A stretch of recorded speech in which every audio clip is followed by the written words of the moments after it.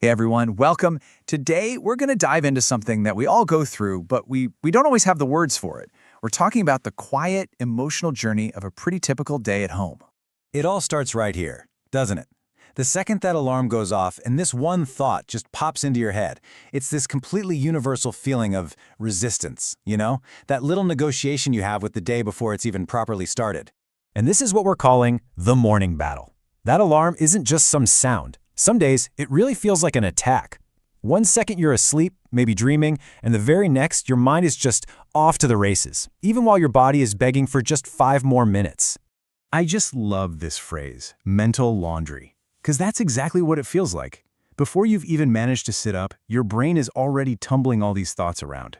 Emails you have to send, things you're worried about, your entire to-do list. It's just an instant jumble. The perfect word for this feeling is cluttered. It's that feeling when your thoughts are just messy and disorganized, kind of like a pile of clothes on the floor. It's not a physical mess, it's a mental one. And that mental clutter, well, it can lead to this feeling really fast, just being completely overwhelmed. And the crazy part is, you're probably still in bed, but the sheer number of thoughts about the day ahead can already feel like way too much to handle. So that brings us to a super important question. If the day kicks off with this internal storm, how on earth do we find any stability? How do we get from that feeling of chaos to a feeling of calm? Well, the answer might actually lie in finding your anchors. These are the small, deliberate rituals that can ground us and, hold us steady when our minds feel like they're just drifting away. And you want to know the best part? It's how incredibly simple these anchors can be.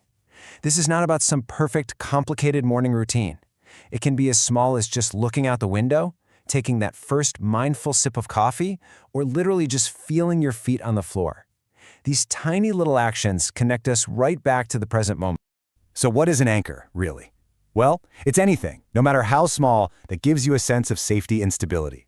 It's not going to solve all your problems, of course, but it can make them feel just a little bit less scary. And this right here, it really highlights the choice we face every single morning. On one side, you have the anchor, that quiet moment that helps you feel steady, and on the other side, you've got the trap, that morning phone scroll. It feels like it's connecting you, but so often it just leaves us feeling restless and comparing our own lives to someone else's highlight reel. Okay, so now let's fast forward. The day has happened, with all of its noise and all of its demands, and we finally get to the evening. This moment is so critical. It's about shedding the weight of the outside world as you step back into your own space. And a lot of times, the very first feeling we notice when we walk in that door is this one, being completely and totally drained. And this isn't just being tired. It's a deep mental exhaustion, that feeling that your inner battery is at like 0%. So how do we reset? Well, it's through another set of small rituals. You can think of these physical actions as little signals to your brain that it's okay to unwind. Changing into comfy clothes. It's like hitting a calm down button. Dimming the lights or taking a warm shower. That helps you literally wash away the day's stress. The whole goal of these little rituals is to create this feeling right here, cozy. And cozy isn't just about, blankets and candles. It's a really powerful emotional state. It's that feeling of warmth, comfort, and safety that lets your whole body just relax. And this is so important to remember. You do not need to have a perfect day or a productive day to deserve this feeling. Rest is not something you have to earn, it's something you need. Your worth is never, ever measured by what's on your to-do list. So this brings us to the two main ways we can sort of refill our energy in the evening, by connecting with other people and by recharging all by ourselves. And guess what? Both are equally important for feeling whole again. Reconnecting. That's all about finding your way back to your people. It might be loud and messy over dinner, or maybe it's quiet and focused on a quick phone call.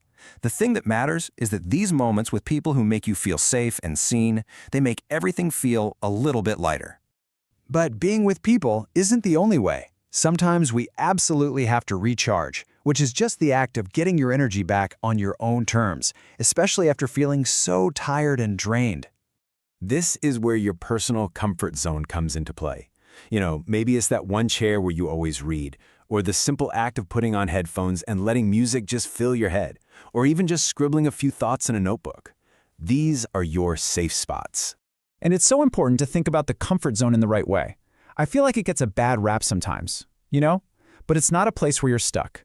It is a vital, necessary space where you can feel safe enough to finally let your guard down, to relax, and to heal.